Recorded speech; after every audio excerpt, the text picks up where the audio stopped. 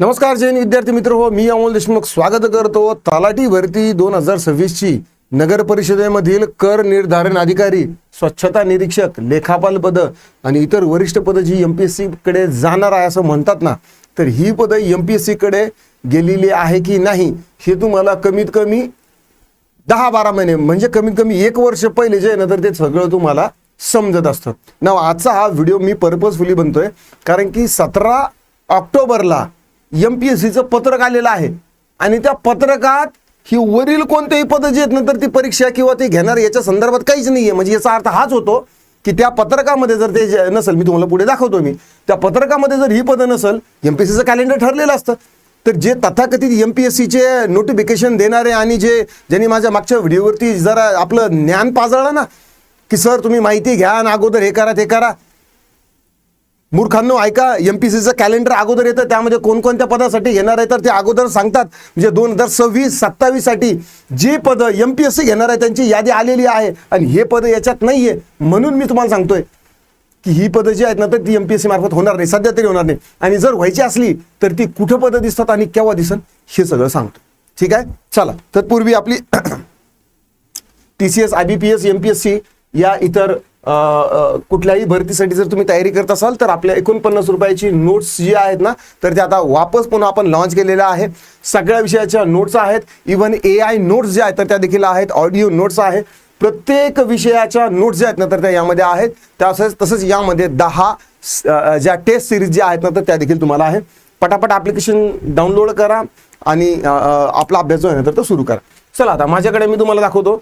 Actually मी सकाळी एक एमपीएससीची जी अंदाजित पदे आहेत ना तर त्यावर व्हिडिओ घेतला, ठीक आहे, आणि मी व्हिडिओच्या मध्ये सांगितलं होतं की काही माहिती जी आहे ना तर ती खालीवर होऊ शकते, कारण मी पहिल्यांदा एमपीएससीवर व्हिडिओ बनवतोय। ठीक आहे, एमपीएससी म्हणजे थोडंसं एक मोठं डोमेन म्हणता येईल, यामध्ये जर चुकलं तर ठीक आहे, पण एमपीएससीचे काही जे तथाकथित विद्यार्थी म्हणा की त्यांना असं वाटतं की बस एमपीएससीचा जर एक शब्द चुकला म्हणजे बस तो लगे मास्तरच नाही, असं नाही, काही नाही।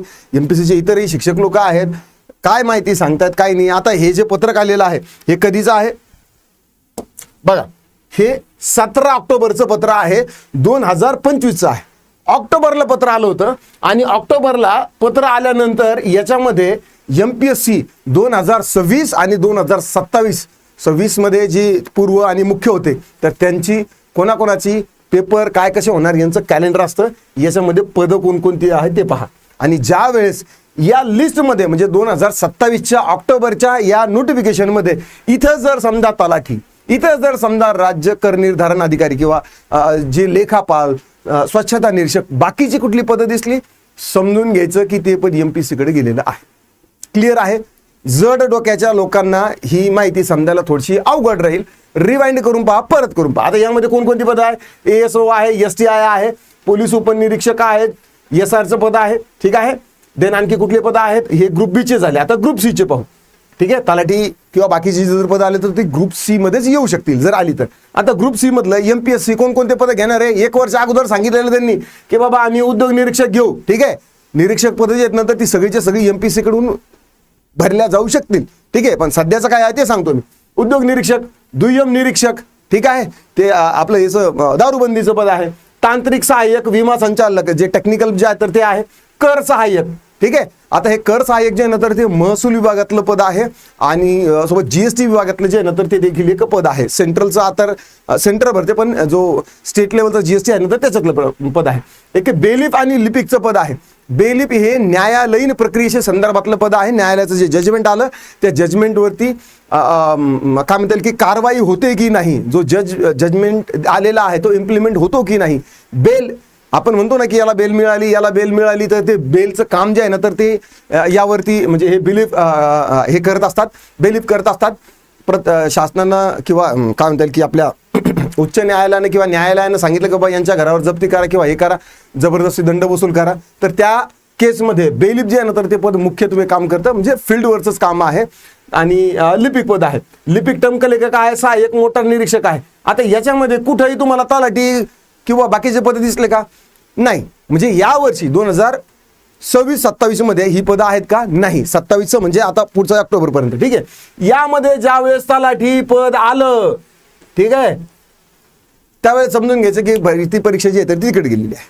ठीक आहे. तसंही कोणतीही भरती जर यायची असेल ना त्याच्या अगोदर आकृती बंद पाहिजे असतो, वित्त विभागाची मान्यता असते, नंतर मग त्याचा जर सगळा मसुदा तयार झाला की नंतर मग गाजावाजा होतो, नंतर मग समजा इथं येईल तलाठी असेल, कर निर्धारण अधिकारी असेल, स्वच्छता निरीक्षक असेल, इतर कुठलेही पद असू द्या, हे याच्यामध्ये आले ना तर आणि तरच ते MPSC कडे गेलं. आणि हे कधी कळतं आपल्याला? हे ऑक्टोबरला कळालेलं आहे. ऑक्टोबर, नोव्हेंबर, डिसेंबर, जानेवारी, फेब्रुवारी, मार्च 6 महिने अगोदर कळालेलं आहे. मग अशा परिस्थितीमध्ये पोरं अभ्यास नाही करणार आणि उगाच गोंधळाची परिस्थिती करायची. MPSC आम्हाला सांगत नाही. अरे सांगते MPSC तुम्हाला कळत नाही मूर्खांनो. माझं काय जहाल बोलणं आहे, त्यामुळे सगळ्यांनीच ते पटेल असं नाही. पण ठीक आहे, जे वास्तविक आहे तर मी ते सांगण्याचा प्रयत्न करतो. आशा करतो व्हिडिओ तुम्हाला आवडला असेल. म्हणजे ही माहिती जर तुम्हाला कळली ना तर तुम्हाला इतर कोणाचेही काय तुम्हाला माझेही व्हिडिओ पाहायची गरज नाही पडणार. शांत डोक्याने माणूस फोकस करू शकतो. गोंधळ जर असेल ना तर माणसाचा अभ्यासात मन लागत नाही. हा गोंधळ काढायसाठी मी युट्यूबवर आले. आशा करतो तुम्हाला व्हिडिओ आवडला असेल तर लाईक करा, शेअर करा. तुम्हाला माहिती आहे कोणत्या सेल्समॅनला किंवा कोणत्या शिक्षकांना हा व्हिडिओ पाठवायचा आहे. आता पुरतं एवढंच. थांबतो. पुन्हा भेटूया. राम राम.